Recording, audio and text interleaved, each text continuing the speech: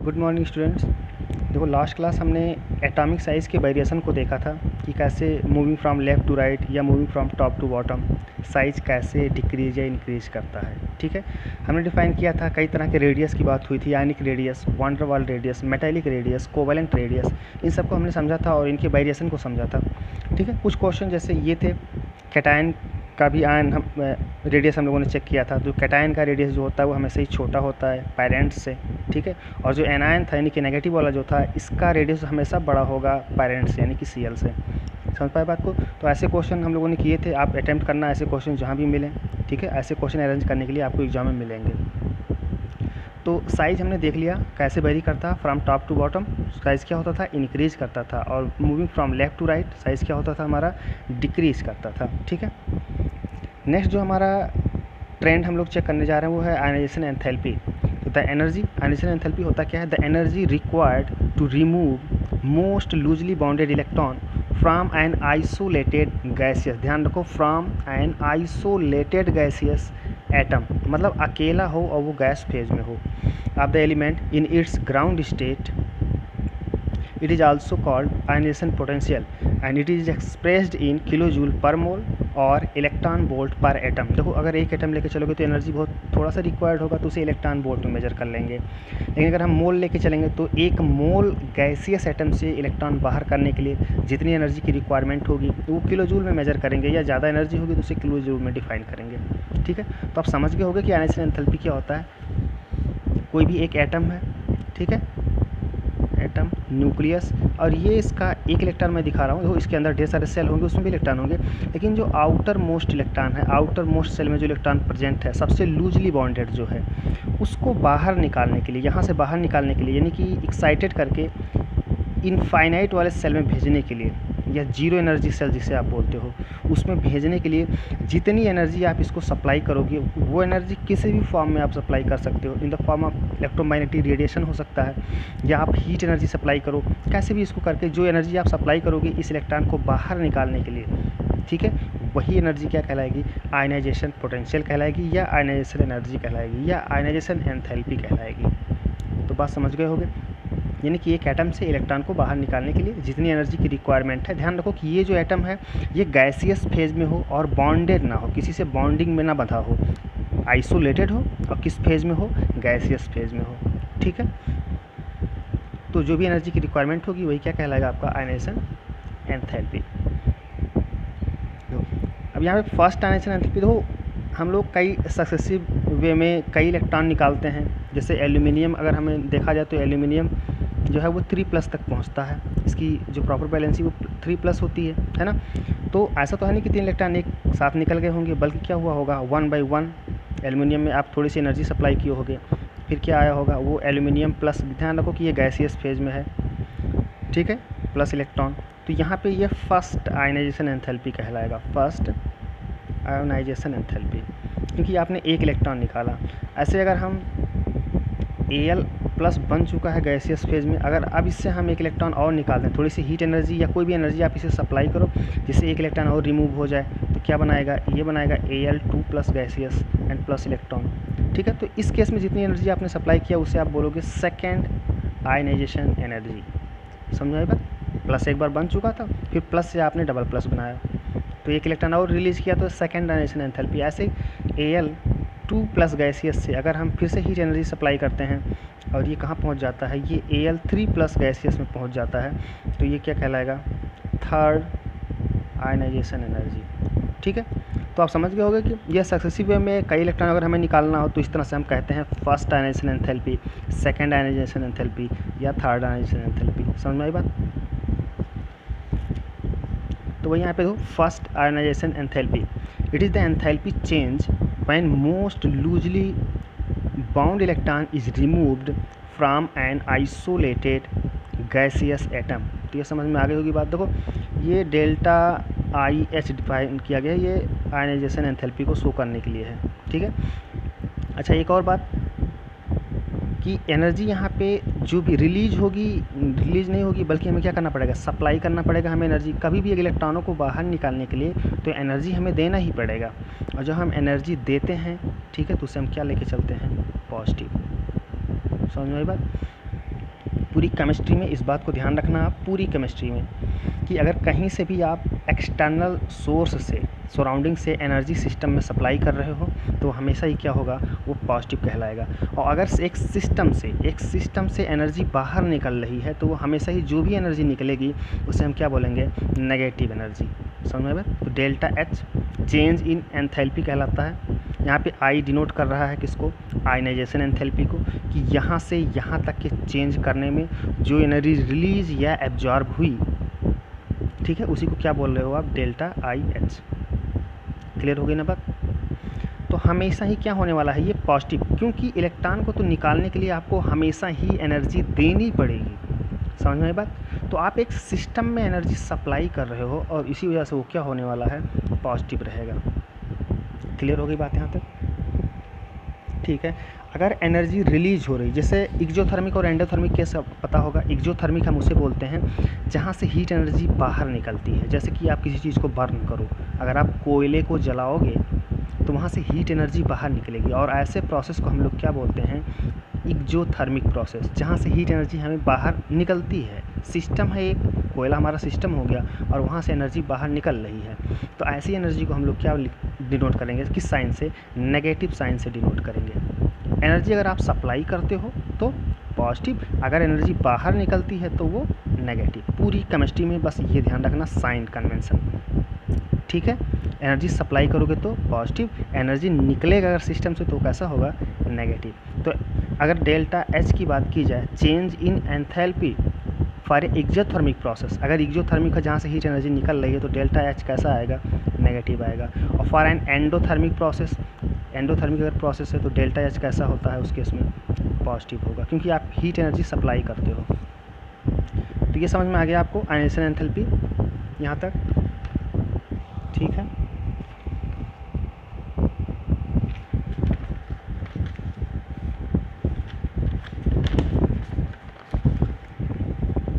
ऐसे ही आपका second ionization enthalpy होता है, the energy required or enthalpy change to remove the second most loosely bond electron. अब इसमें पहले से एक इलेक्ट्रॉन निकल चुका है जो सबसे लूजली बॉन्डेड था, अब दूसरा सबसे लूजली बॉन्डेड कौन सा है, वो इलेक्ट्रॉन बाहर निकलेगा, और उस इलेक्ट्रॉन को बाहर निकालने के जितने हीट एनर्जी की ज़रूरत पड़ेगी, जितनी हीट एनर्जी या जितनी भी एनर्जी आप सिस्टम में सप्लाई करते हो, देते हो, ताकि वो इलेक्ट्रॉन बाहर निकल जाए, ये वाला इलेक्ट्रॉन, तो वो क्या कहलाएगा, सेकेंड आयनाइजेशन एंथैल्पी कहलाएगा।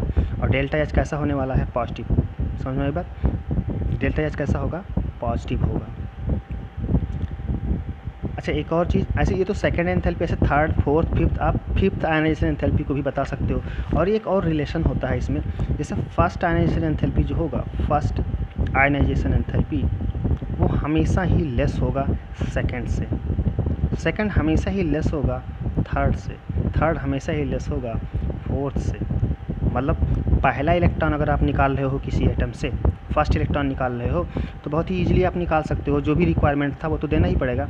लेकिन जब एक बार इलेक्ट्रॉन उससे निकल गया और उस पर कैसा चार्ज आ जाएगा, प्लस चार्ज आ जाएगा, तो आप इलेक्ट्रॉन को ईजिली नहीं निकाल सकते आप यहाँ से। एक बार अगर वो आयनाइज हो चुका है, प्लस चार्ज उस पर आ गया है, तो अब वो इस इलेक्ट्रॉन को जो आप और फर्दर निकालने जा रहे हो उसको बहुत ही टाइटली खींच के रखेगा, बॉन्ड रखेगा, और इसको अब निकालने के लिए हमें और ज़्यादा हीट एनर्जी देनी पड़ेगी। इसी वजह से ये जो आयनाइजेशन एंथैल्पी का ऑर्डर है ये हमेशा ही बना रहता है, ठीक है। फर्स्ट निकालोगे तो कम एनर्जी, सेकंड निकालोगे तो उसके कंपेरिजन में, फर्स्ट के कंपेरिजन में हमें ज़्यादा एनर्जी देनी पड़ेगी, ठीक है। थर्ड इलेक्ट्रॉन अगर निकालोगे तो और ज़्यादा एनर्जी देनी पड़ेगी, जितना आप सेकंड के निकालने में दिए हो उससे कहीं ज़्यादा देनी पड़ेगी आपको एनर्जी थर्ड इलेक्ट्रॉन को निकालने के लिए, ठीक है। चलो ठीक है, यहाँ तक बात समझ में आ गई। आप समझ गए होंगे कि आयनाइजेशन एंथैल्पी होता क्या है, फर्स्ट आयनाइजेशन एंथैल्पी क्या है, सेकंड क्या है, थर्ड क्या है, ये सब समझ गए होंगे आप, ठीक है। नेक्स्ट है हमारा फैक्टर अफेक्टिंग आयनाइजेशन एंथैल्पी।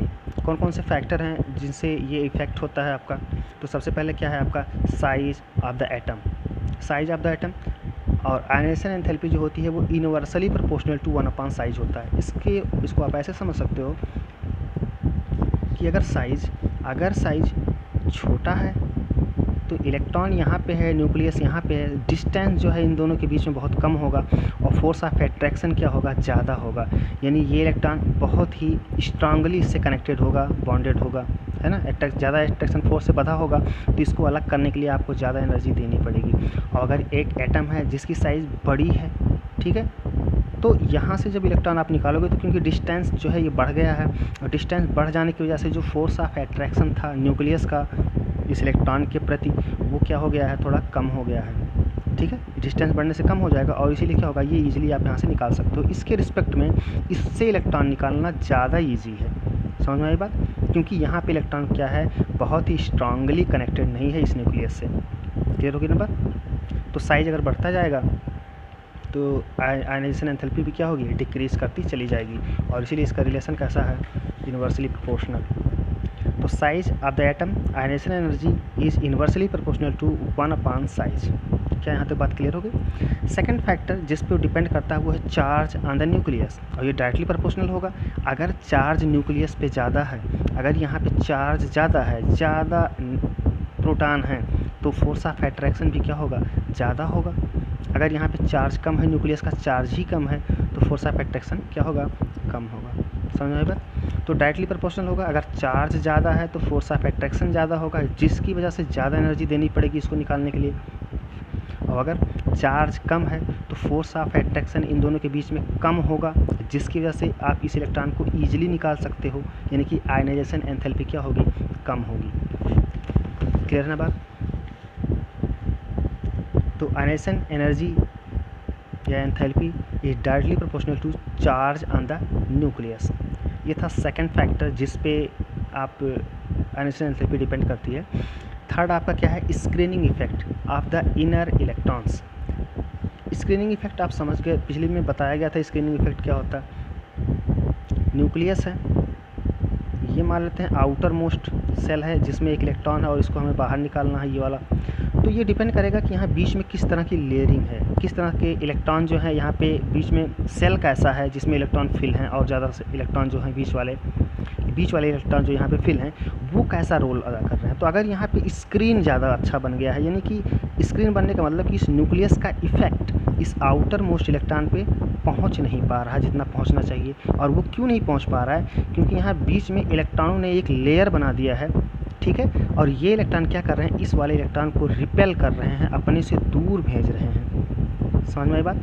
तो अगर स्क्रीनिंग क्या है, अच्छी स्क्रीनिंग होगी, यहाँ पे बीच में अच्छा से एक स्क्रीन बन गया है, एक दीवार बन गई है यहाँ बीच में, तो इलेक्ट्रॉन क्या होगा, ये आउटर मोस्ट इलेक्ट्रॉन इस न्यूक्लियस से बहुत अच्छे से अट्रैक्ट नहीं हो रहा होगा, और जिससे क्या होगा, इसे आप इजीली यहाँ से निकाल सकते हो। बात समझ में आए? तो स्क्रीनिंग इफेक्ट, अगर यहाँ पे स्क्रीनिंग इफेक्ट अच्छे से है, बहुत अच्छा स्क्रीनिंग इफेक्ट है, तो क्या होगा, आयनाइजेशन एंथैल्पी क्या होगी, कम होगी, यानी कि इन्वर्सली प्रोपोर्शनल का रिलेशन होगा। अगर यहाँ पे स्क्रीनिंग बहुत ही बेकार स्क्रीनिंग है, बेकार होने का मतलब कि कोई प्रोटेक्शन नहीं है, यहाँ पे कोई इलेक्ट्रॉन नहीं है यहाँ बीच में, तो क्या होगा, ये न्यूक्लियस इस इलेक्ट्रॉन को बहुत ही स्ट्रांगली अट्रैक्ट करेगा, जिसकी वजह से आप इसको क्या होगा, निकाल नहीं सकते आसानी से। ठीक है, ज़्यादा एनर्जी खर्च करनी पड़ेगी इसको निकालने के लिए, और इसीलिए इसका आयनाइजेशन एंथैल्पी क्या हो जाएगा, ज़्यादा हो जाएगा। तो screening effect is inversely proportional to 1, ionization enthalpy is inversely proportional to 1 screening effect. Clear होगी बात? अगला जो एक फैक्टर है वो है penetration effect of electron. Penetration मतलब कि आपका इलेक्ट्रॉन, जो आप इलेक्ट्रॉन निकाल रहे हो वो कहाँ पे है, एस ऑर्बिटल में है या पी में है या डी में है या एफ में है। समझ में बात? क्योंकि जो एस ऑर्बिटल होता है वो न्यूक्लियस के बहुत करीब होता है, तो एस इलेक्ट्रॉन से जो है इलेक्ट्रॉनों को निकालना, एस सेल से या एस ऑर्बिटल से इलेक्ट्रॉनों को निकालना मुश्किल काम होगा, क्योंकि वो न्यूक्लियस के बहुत करीब होता है और उसमें फोर्स ऑफ अट्रैक्शन न्यूक्लियस का ज़्यादा होता है। ठीक है, तो एस में निकालना मुश्किल होगा, इसलिए इसका क्या होगा, आयनाइजेशन एंथैल्पी ज़्यादा होगा। अगर एस में इलेक्ट्रॉन है उसको आप निकाल रहे हो तो फिर पी आएगा, फिर डी आएगा, और फिर क्या होगा, एफ आएगा। तो आप ये पेनिट्रेशन इफेक्ट है, समझ में आई बात, कि आप जो इलेक्ट्रॉन निकाल रहे हो वो किस ऑर्बिटल में है, एस में, पी में, डी में या एफ में, और उनका ऑर्डर क्या है, एस, पी, डी और एफ। इससे निकालोगे ज़्यादा एनर्जी खर्च करनी पड़ेगी, दैट मीन्स आयनाइजेशन एंथैल्पी ज़्यादा होगा। अगर एफ से निकालोगे तो ये ज़्यादा दूर होता है न्यूक्लियस से, और इसीलिए क्या होगा, यहाँ से ईजिली इलेक्ट्रॉन आप निकाल सकते हो, ठीक है, और आयनाइजेशन एंथैल्पी भी क्या होगी, कम हो जाएगी। अगला जो वेरी वेरी इंपॉर्टेंट इफेक्ट वो है इलेक्ट्रॉनिक अरेंजमेंट, कि कैसा उसका इलेक्ट्रॉनिक कॉन्फ़िगरेशन है। समझ रहे हो बात को।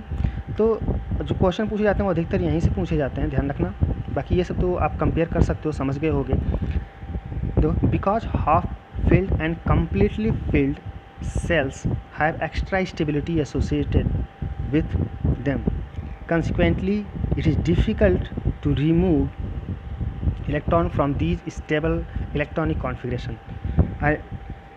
Stable configuration and ionization energy is high. देखो ध्यान से मैं ये कह रहा हूँ, हम जानते हैं कि जो हाफ फील्ड होता है, हाफ फील्ड मतलब कि एक एक सिंगली ऑक्यूपाइड हैं सब में, देखो एक एक इलेक्ट्रॉन है, जितने भी ऑर्बिटल हैं ये, इन सब में एक एक इलेक्ट्रॉन है, तो इसे बोलते हैं हाफ फील्ड।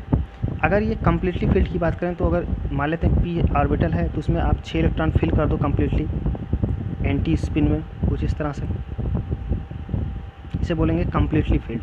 तो जो हाफ फील्ड होता है और जो हाफ फील्ड होता है और जो कम्प्लीटली फील्ड होता है, ये एक्सेप्शनली ज़्यादा स्टेबल होते हैं बाकी किसी कॉन्फ़िगरेशन से, चाहे वो ये वाला है चाहे ये वाला है, ठीक है। तो इन सब से ये जो कॉन्फ़िगरेशन होता है हाफ फील्ड और फुली फील्ड, ये ज़्यादा स्टेबल होते हैं। तो अगर कोई चीज़ ज़्यादा स्टेबल है तो उसको डिस्टर्ब करना या उससे इलेक्ट्रॉन निकालना मुश्किल काम होगा।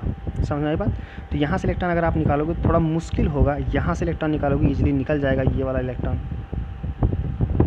क्लियर होगी बात। तो आप बता सकते हो, जैसे अभी ट्रेंड हम देखेंगे उसमें, फिर वेरिएशन देखेंगे, तो वहाँ समझाऊंगा मैं इन बातों को क्यों ऐसा हो रहा है। तो 3 इलेक्ट्रॉन थे यहाँ पे, n है नाइट्रोजन का, मैं लास्ट इलेक्ट्रॉनिक कॉन्फ़िगरेशन 2p3 बनाया हूँ, 1s2 2s2 एंड 2p3, ठीक है। तो p में आप देखो 3 इलेक्ट्रॉन है, 3 इलेक्ट्रॉन हो गए, 1 1 सिंगली ऑक्यूपाइड हो गए पूरे में। और यहाँ पे ऑक्सीजन का मैंने बनाया है तो 2p4 होगा इसका, यहाँ पे 2p4, तो 4 इलेक्ट्रॉन p ऑर्बिटल में है, ठीक है। तो ये आपका हाफ फील्ड है। अगर यहाँ से इलेक्ट्रॉन निकालोगे, एक इलेक्ट्रॉन यहाँ से निकालना चाहो तो हमें ज़्यादा एनर्जी खर्च करनी पड़ती है इसके कंपेरिजन में, यानी कि नाइट्रोजन का जो आयनाइजेशन एंथैल्पी है, फर्स्ट आयनाइजेशन एंथैल्पी, वो ऑक्सीजन से ज़्यादा होता है। समझ में आई बात। लेकिन अगर मैं एक इलेक्ट्रॉन यहाँ से निकाल दूँ मान लो, तो क्या बन जाएगा, वो N+ बन गया, N+। अगर मैं एक इलेक्ट्रॉन यहाँ से भी निकाल दूँ तो वो क्या बन जाएगा, O+ बन जाएगा। अब देखो मैं वही सेम चीज़ N+ का इलेक्ट्रॉनिक कॉन्फ़िगरेशन लिखा यहाँ पे, ये O+ का इलेक्ट्रॉनिक कॉन्फ़िगरेशन है। आप देख सकते हो कि O+ अब क्या हो गया है, हाफ फील्ड हो गया है, और N+ क्या हो गया है, ये हाफ फील्ड से क्या हुआ, अब वैकेंट हो गया, बीच में देखो खाली हो गया एक। तो अब इस केस में यहाँ से इलेक्ट्रॉन निकालना आसान हो गया, ठीक है, क्योंकि हमें पता है जो हाफ फील्ड होगा या जो फुली फील्ड होगा वो ज़्यादा स्टेबल है, और ज़्यादा स्टेबल जो चीज़ होता है उससे कोई चीज़ निकालना, उसमें छेड़खानी करना थोड़ा मुश्किल काम होता है, ठीक है। तो यहाँ से इलेक्ट्रॉन निकालना ईजी होगा और यहाँ से क्या होगा, डिफ़िकल्ट होगा। क्या क्लियर होगी बात यहाँ तक। तो ये आपका सेकंड, इसे हम क्या बोलेंगे, सेकंड आयनाइजेशन एंथैल्पी। तो सेकंड आयनाइजेशन एंथैल्पी किसका, नाइट्रोजन का कम हो जाता है, किससे, ऑक्सीजन से, जबकि फर्स्ट आयनाइजेशन एंथैल्पी नाइट्रोजन का ज़्यादा होता है ऑक्सीजन से। तो आप आसानी से कंपेयर कर सकते हो इस तरह से, कोई दिक्कत नहीं है, अगर समझ गए हो तो आप कर सकते हो,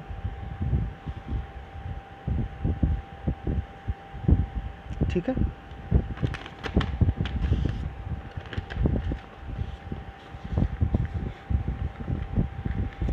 नेक्स्ट हम लोग देखने वाले हैं variation along a period. Period में किस तरह से वेरी करता है और किस तरह से ग्रुप में वेरी करता है। तो in general the ionization enthalpy increases with increasing atomic number in a period, यानी कि जब हम एक पीरियड में मूव करते हैं फ्रॉम लेफ़्ट टू राइट आगे की तरफ, तो जो आयनाइजेशन एंथैल्पी होती है वो इंक्रीज करती चली जाती है। समझ में आई बात। क्योंकि न्यूक्लियर चार्ज क्या होता है, लगातार इंक्रीज करता चला जाता है। न्यूक्लियर चार्ज अगर बढ़ता जाए तो जो इलेक्ट्रॉन है उसे पकड़ जो है न्यूक्लियस की मजबूत रहेगी और उसको निकालना मुश्किल होगा। समझ आई बात। तो and this can be explained on the basis of atomic size and nuclear charge. Size छोटी होती जाती है और चार्ज क्या होता है, बढ़ता चला जाता है। इसीलिए आपका ये सीक्वेंस है, लिथियम का सबसे कम, बेरिलियम, बोरान, इस तरह से। लेकिन यहाँ पे आपको थोड़ा डिस्टर्बेंस दिखेगा इस वाले पेयर में, बोरान, बेरिलियम में, और फिर नाइट्रोजन और ऑक्सीजन में। और ये क्यों हुआ, इसके पीछे क्या वजह है हम समझ गए। नाइट्रोजन का क्यों, ये नाइट्रोजन ऑक्सीजन की जगह पे होना चाहिए और ऑक्सीजन नाइट्रोजन की जगह पे, मैं ऐसे इसलिए एक लाइन में दिखा दिया हूँ। और ये 2 जगह चेंज होगा, मैं उस चेंज को यहाँ इंटरचेंज कर देना आप, ठीक है। जब भी आपसे क्वेश्चन पूछा जाए तो आप इन दोनों को इंटरचेंज रखोगे। बेरियम और बोरान, बेरिलियम एंड बोरान, इन दोनों में देखो तो बोरान का क्या होगा, कम होगा बेरिलियम से। क्यों? क्योंकि बेरिलियम जो होता है, अगर मैं इसका इलेक्ट्रॉनिक कॉन्फ़िगरेशन दिखाऊं आपको, तो 4 होता है ना, तो 1s2 एंड 2s2, 4 इलेक्ट्रॉन हो गए। अब देखो ये s ऑर्बिटल में है आपका इलेक्ट्रॉन, और इसमें कितने हैं, 2 इलेक्ट्रॉन है, यानी कि ये फुली फिल्ड है। This one is fully filled. Beryllium क्या है आपका, फुली फिल्ड है। अगर मैं बोरान की बात करूं तो इसमें 2p1 होगा, एक इलेक्ट्रॉन, यानी कि p में आ गया एक इलेक्ट्रॉन आपका, है ना। अब ये फुली फिल्ड से अगर आप निकालोगे तो क्या होगा, डिफ़िकल्ट होगा यहाँ से निकालना, जबकि यहाँ से निकालना क्या होगा, एक इलेक्ट्रॉन है, बहुत आसानी से निकल जाएगा। और इसी वजह से क्या होगा कि जो बेरिलियम है, बेरिलियम Be, इसका क्या होना चाहिए, आयनाइजेशन एंथैल्पी ज़्यादा होगा विद रिस्पेक्ट टू बोरान, ठीक है। और इसीलिए ये चेंज यहाँ पे ये इंटरचेंज करोगे आप, और साथ में ऑक्सीजन और नाइट्रोजन का हाफ फिल्ड होने की वजह से इसे इंटरचेंज करोगे, और बाकी वही सीक्वेंस रहेगा। Moving from left to right, ionization enthalpy increases. Clear हो गई बात? सभी में यही सीक्वेंस चलने वाला है आपका।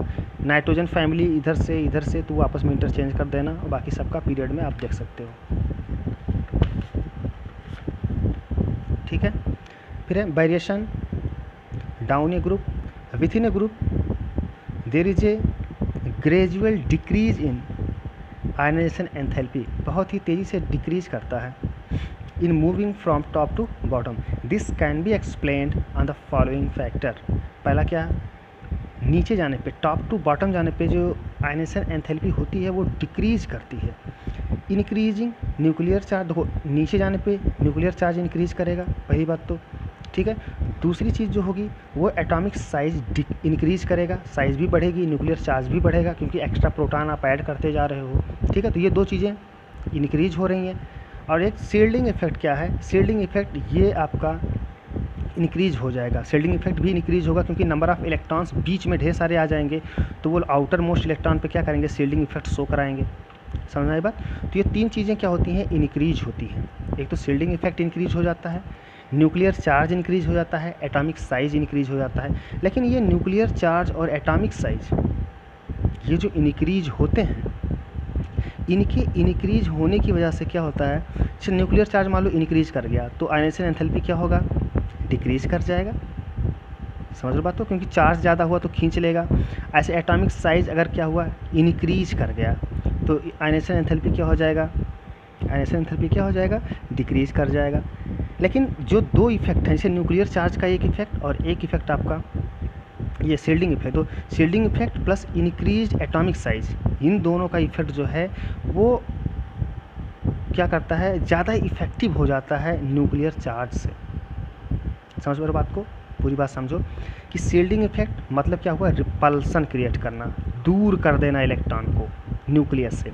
इंक्रीज एटॉमिक साइज क्या है, ये भी वही कर रहा है, इलेक्ट्रॉन को क्या कर रहा है, न्यूक्लियस से दूर कर रहा है।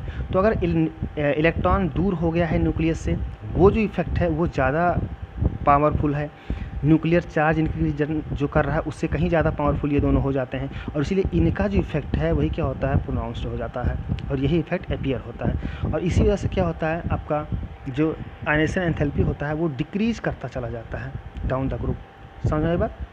सिर्फ एक ही फैक्टर तो है, न्यूक्लियर चार्ज जो है यही एक फैक्टर है जो आयनाइजेशन एंथैल्पी को क्या करेगा, इंक्रीज़ करा देगा। लेकिन ये 2 फैक्टर जो हैं वो क्या कराते हैं, डिक्रीज़ कराते हैं, और ये 2 फैक्टर कंबाइंड होके क्या कर देते हैं, इस पर ओवर डोमिनेट हो जाते हैं, और इसीलिए इसका इफेक्ट अपीयर होता है। तो लिथियम का सबसे ज़्यादा होगा, फिर सोडियम का, फिर पोटेशियम का, फिर रूबिडियम, सीजियम और फ्रांसियम। मैं एक पीरियड का दिखाया हूँ, तो आप कह सकते हो moving from top to bottom, ऊपर से नीचे जाने पे आयनाइजेशन एंथैल्पी क्या होती है, डिक्रीज करती है।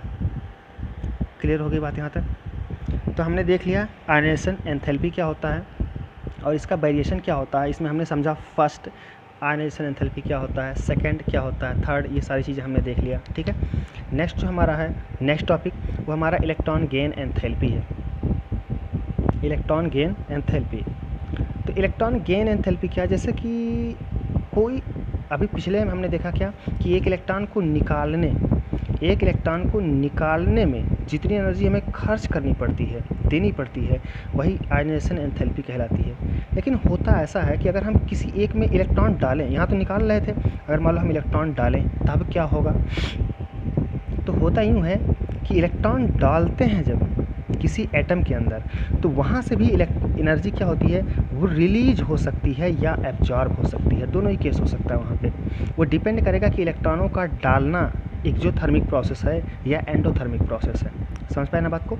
यानी कि इलेक्ट्रॉन को जो हम किसी एटम के अंदर ऐड करते हैं, ठीक है, एक गैसियस एटम में अगर हम एक गैसियस इलेक्ट्रॉन को ऐड करते हैं तो जो एनर्जी एब्जॉर्ब्ड या रिलीज होती है उसी को हम लोग क्या बोलते हैं? इलेक्ट्रॉन गेन एंथैल्पी बोलते हैं। इलेक्ट्रॉन गेन करने के बाद जो एनर्जी रिलीज हुई या एब्जॉर्ब्ड हुई उसी को आप क्या बोलते हो? Electron gain enthalpy. तो कुछ ऐसे एटम हैं जिनकी पॉजिटिव होती है, यानी कुछ ऐसे एटम हैं जिनकी पॉजिटिव होती है।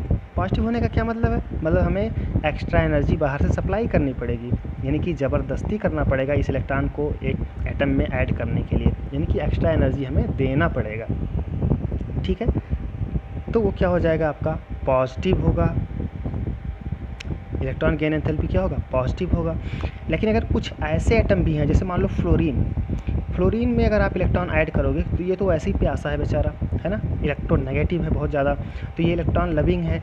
जैसे इसमें इलेक्ट्रॉन डालोगे तो ये खुशी ढेर सारी एनर्जी रिलीज करता है। अभी देखो यहाँ पे केस क्या था? एब्जॉर्ब का केस था, अब यहाँ पे क्या आ गया? रिलीज का केस आ गया। तो दोनों ही तरह के हो सकते हैं ये। वो डिपेंड करता है कि आपका एटम कैसा है, उसका कैरेक्टर कैसा है, वो पॉजिटिव एटम है या नेगेटिव है, कैसा बिहेव कर रहा है। ठीक है, पढ़ दे रहा हूँ मैं। The energy released when electron is added to an isolated gaseous atom to form the gaseous negative ion. जैसे एक इलेक्ट्रॉन को आपने ऐड किया इस पार्टिकुलर एटम में, तो क्या बनाएगा? A-G बनाएगा। इसे हम delta H equal to delta EgH, यहाँ पे देखो इलेक्ट्रॉन गेन के लिए डेल्टा Eg डिनोट कर दिया गया है, H चेंज को, डेल्टा चेंज को, और ये एंथैल्पी को H। It is expressed in kilojoule per mole और इलेक्ट्रॉन वोल्ट पर एटम। जैसे वो था पिछला वाला, वैसे ये भी है। इट मे बी पॉजिटिव और negative depending on the process. ठीक है, कौन सा प्रोसेस है, एक्सोथर्मिक है या एंडोथर्मिक है, वो डिपेंड करेगा ना कि आप किस तरह का एटम लिए हो। क्लियर होगी बात यहाँ तक?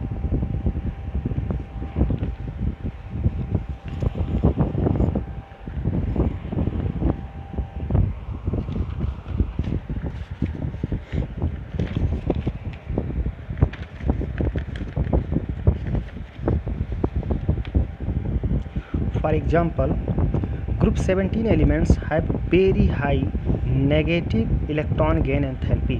नेगेटिव का क्या मतलब हुआ? नेगेटिव मतलब सिस्टम से एनर्जी बाहर निकल रही है, यानी कि ग्रुप 17 जो आपके हाइड्रोजन हैं, फ्लोरीन, क्लोरीन, ब्रोमीन, आयोडीन, ये सब, ठीक है, जो ये हाइड्रोजन है आपके, इनमें अगर आप इलेक्ट्रॉन ऐड करते हो तो यहाँ से एनर्जी रिलीज होती है, बाहर निकलती है। समझ आई बात? क्योंकि ये नोबल गैस इलेक्ट्रॉनिक कॉन्फ़िगरेशन को अटेन कर लेते हैं, तो एक स्टेबल जब पहुंचता है कोई चीज़ तो वो एनर्जी रिलीज करता है। तो group 17 elements have very high negative electron gain enthalpy because they have strong tendency to accept an electron to acquire stable noble gas configuration. समझे बात? और इसीलिए क्या होता है, ये एनर्जी रिलीज करते हैं, और जब रिलीज करेंगे तो कैसा होगा? वो नेगेटिव साइन होगा उसका। अगर आप ऐड कर रहे हो तो पॉजिटिव, रिलीज हो रहा है तो नेगेटिव। फिर से सुनो, अगर आप ऐड कर रहे हो तो पॉजिटिव, अगर रिलीज हो रहा है तो नेगेटिव। पूरी केमिस्ट्री में यही चलने वाला है। अगर आप ऐड कर रहे हो तो पॉजिटिव, अगर वहाँ से सिस्टम से बाहर निकल रहा है एनर्जी तो नेगेटिव।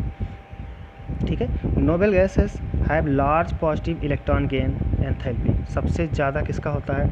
नोबल गैस का। और कैसा होता है? पॉजिटिव, लार्ज पॉजिटिव, क्योंकि वो स्टेबल इलेक्ट्रॉनिक कॉन्फ़िगरेशन है। अब वहाँ से वो इलेक्ट्रॉन अगर आप डालोगे उसमें तो वो एक्सेप्ट ही नहीं करेगा, यानी कि हमें ज़बरदस्ती करना पड़ेगा उसके साथ कि नहीं भाई तू ले, तो प्रेशर लगाना पड़ेगा, ढेर सारी एनर्जी लगानी पड़ेगी हमें उस इलेक्ट्रॉन को ऐड करने के लिए। ठीक है, और इसलिए क्या होगा? वो पॉजिटिव होगा और बहुत ही ज़्यादा पॉजिटिव होगा। तो सबसे ज़्यादा किसका होता है? हीलियम का, यानी कि इनर्ट गैस जो हमारे होते हैं उनका इलेक्ट्रॉन गेन एंथैल्पी सबसे हाईएस्ट होता है। ठीक है, फिर factor affecting electron gain enthalpy, तो न्यूक्लियर चार्ज है। अगर न्यूक्लियर चार्ज ज़्यादा है तो इलेक्ट्रॉन जो आप डालने जा रहे हो वो खींच जाएगा अट्रैक्शन फोर्स से ईजिली, तो डायरेक्टली प्रोपोर्शनल हो गया। ठीक है, size of the atom bigger size का है तो अट्रैक्शन फोर्स जो है बहुत कम हो जाएगा। जो इलेक्ट्रॉन आप ला रहे हो ऐड करने, उस इलेक्ट्रॉन पे न्यूक्लियस का अट्रैक्शन फोर्स कम हो जाएगा अगर साइज बड़ा है तो इन्वर्सली प्रोपोर्शनल होगा। समझ में बात।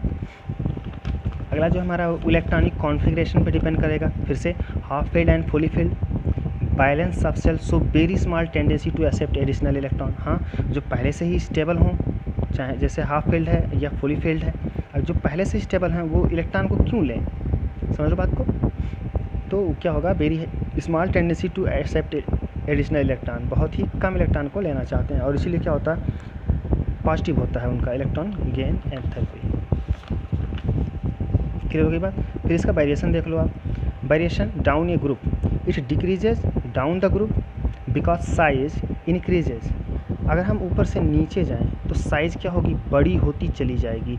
अगर साइज़ बड़ी होती चली जाएगी तो जो अट्रैक्शन था न्यूक्लियस का वो कम होता चला जाएगा, और कम होने की वजह से क्या होता है, जो इलेक्ट्रॉन गेन एंथैल्पी होती है वो भी क्या होती है, डिक्रीज़ करती चली जाती है। वो नेगेटिव वैल्यू डिक्रीज़ कर रही है, समझो बात को। नेगेटिव वैल्यू की क्या होती है, डिक्रीज़ करती चली जाती है। Variation in the periods, period में अगर हम देखें तो moving from left to right, moving from left to right, तो वो क्या होगा, इंक्रीज़ करता चला जाएगा। क्यों इंक्रीज़ करता चला जाएगा, देखो ये नाइट्रोजन का लगभग 0 होता है। क्यों इंक्रीज़ करता चला जाएगा, उसके पीछे क्या वजह है, क्योंकि आप देख रहे हो कि फ्लोरीन सबसे ज़्यादा इलेक्ट्रोनेगेटिव होता है। ठीक है, इन्हीं की सबसे ज़्यादा अट्रैक्शन का जो इलेक्ट्रॉन अट्रैक्शन की टेंडेंसी है वो फ्लोरीन की होती है। ठीक है, और सबसे हाईएस्ट होता है, क्योंकि अब ये नोबल गैस इलेक्ट्रॉनिक कॉन्फ़िगरेशन के करीब पहुंचते जाते हैं, और जब करीब पहुंचते जाते हैं तो उनका जो अट्रैक्शन पावर है वो बढ़ता चला जाता है। इलेक्ट्रॉन को एब्जॉर्ब करने की जो टेंडेंसी है वो बढ़ती हुई चली जाती है। ठीक है, तो moving from left to right in a period nuclear charge increases and size decreases. ठीक है, न्यूक्लियर चार्ज बढ़ता है और साइज डिक्रीज करता है, hence result into more attraction and electron gain enthalpy becomes more negative. बात समझ में। छोटी साइज़ का होगा अगर मान लो तो न्यूक्लियस करीब रहेगा, जो भी इलेक्ट्रॉन आप ले जाओगे तो वो खिंच जाएगा ज़्यादा तेज़ी से। साइज़ बड़ी होगी तो उतना इफेक्टिव खींचेगा नहीं उसमें। क्या बात समझ में आया। तो देखो आप दोनों ही चीज़ें देख सकते हो, जो इलेक्ट्रॉन गेन एंथैल्पी हो या आयनाइजेशन एंथैल्पी हो वो एक दूसरे के पूरक होते हैं, बिल्कुल उल्टा है इन दोनों का। उसमें आप निकालते हो इलेक्ट्रॉन को और इसमें आप इलेक्ट्रॉन को ऐड करते हो। दोनों ही केस में एनर्जी या तो रिलीज होती है या तो ऐड होती है। पहले वाले में तो सिर्फ निकालने के लिए आप हमेशा ही एनर्जी सप्लाई करते हो सिस्टम को, और इसीलिए पॉजिटिव होता है। आयनाइजेशन एंथैल्पी हमेशा पॉजिटिव, लेकिन इलेक्ट्रॉन गेन एंथैल्पी वो पॉजिटिव और नेगेटिव दोनों हो सकता है। वो डिपेंड करता है कि कैसा एटम है, टाइप्स ऑफ एटम कैसा है, उसकी टेंडेंसी क्या है, अट्रैक्ट करने की है या पहले से स्टेबल है, वो लेना चाहता है इलेक्ट्रॉन को या नहीं लेना चाहता। ठीक है, तो यहाँ तक हो गई बात। अब एक और टॉपिक इसमें रह गया है इस पूरे चैप्टर में, और वो है आपका इलेक्ट्रोनेगेटिविटी क्या होता है। ठीक है, तो आप उसे नोट कर लेना बुक से देख के, और इस चैप्टर को ख़त्म माना जाए, ताकि मैं बस एक्सप्लेन कर दे रहा हूँ इलेक्ट्रोनेगेटिविटी क्या होता है। तो देखो इलेक्ट्रोनेगेटिविटी होता है the tendency of a atom to attract shared pair electron. जैसे ये कोई बॉन्ड बना है, मान लो जैसे ए और बी एक बॉन्डिंग से जुड़े हुए हैं, जिसमें 2 इलेक्ट्रॉन हैं। एक बॉन्ड में 2 इलेक्ट्रॉन होते हैं, एक इलेक्ट्रॉन ये वाला इन भाई साहब का है, ये वाला इन भाई साहब का है। ठीक है, तो इन दोनों में कोई ऐसा एटम होगा जो इन दोनों ही इलेक्ट्रॉनों को अपनी तरफ खींच के रखना चाहेगा, थोड़ा लालची टाइप का। समझो बात को। जैसे मैं HCl कर दूं तो अब HCl में क्या होगा, क्लोरीन इलेक्ट्रोनेगेटिव होता है, इसकी टेंडेंसी होती है इलेक्ट्रॉन एब्जॉर्ब करने की। तो वो क्या करेगा, इन बीच में जो शेयर्ड पेयर इलेक्ट्रॉन है इनको अपनी तरफ खींच के रखेगा। समझ में बात। तो वो कितना शिफ्ट करा लेता है, tendency to shift these shared pair electron, इनको शिफ्ट कराने की जो टेंडेंसी है, कौन कितना स्ट्रांगली अट्रैक्ट करके खींच रहा है इन इलेक्ट्रॉनों को, शेयर्ड इलेक्ट्रॉनों को, वही क्या कहलाता है, इलेक्ट्रोनेगेटिविटी।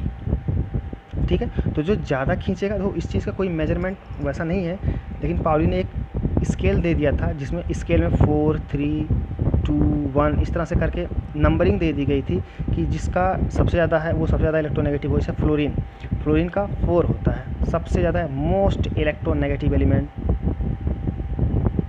मोस्ट इलेक्ट्रोनेगेटिव एलिमेंट, जितने भी नोन है उनमें सबसे ज़्यादा इलेक्ट्रोनेगेटिव। ये इतना इलेक्ट्रोनेगेटिव है बंदा कि जिस थाली में रखा जाता है उसी में छेद कर देता है, मतलब कि उसके इलेक्ट्रॉनों को भी खींच लेता है। उस बर्तन जिसमें आप रखोगे फ्लोरीन को, उसके इलेक्ट्रॉनों को भी खींच लेता है। सोच लो कितना हाई है। तो नंबरिंग सिस्टम इसे दे दिया गया है, तो इसको बोला गया कि इसका जो सबसे हाईएस्ट है वो कितना 4, फिर 3, 2, इस तरह से बाकी सबका। जैसे आपका क्लोरीन है, क्लोरीन का कितना होता है 3.5, नाइट्रोजन कितना होता है 3 होता है। तो एक स्केल है और इसी स्केल से हम क्या मेजर करते हैं कि किसकी ज़्यादा इलेक्ट्रोनेगेटिविटी है, किसकी कम है। समझ में आई बात? तो आप देख लेना, इलेक्ट्रोनेगेटिविटी समझ गए होगी। आप इसका डेफिनेशन लिख लेना कि होता क्या है ये, ठीक है। अब इसका variation moving from top to bottom and moving from left to right. होता क्या है तो समझ गए होगे कि tendency to attract these shared electrons, कितना स्ट्रांगली कौन सा अट्रैक्ट कर रहा है। क्लियर हो गई बात? तो 35 मिनट का वीडियो बन गया है। चलो अब नेक्स्ट डे देखेंगे। और हाँ, इसे ख़त्म मानेंगे इस चैप्टर को। इस चैप्टर का आप क्वेश्चन करना, कल से मैं 4th चैप्टर शुरू करूँगा या फिर ऑर्गेनिक, जैसा भी मैं डिसाइड करूँगा। फिलहाल आप इसे कंप्लीट करोगे, नोट्स कंप्लीट कर लेना अच्छे से, ठीक है। और क्वेश्चन इसके अटैम्प्ट करना, जो ना हो उसे आप पूछते रहोगे और साथ में कंटिन्यू भी रहोगे।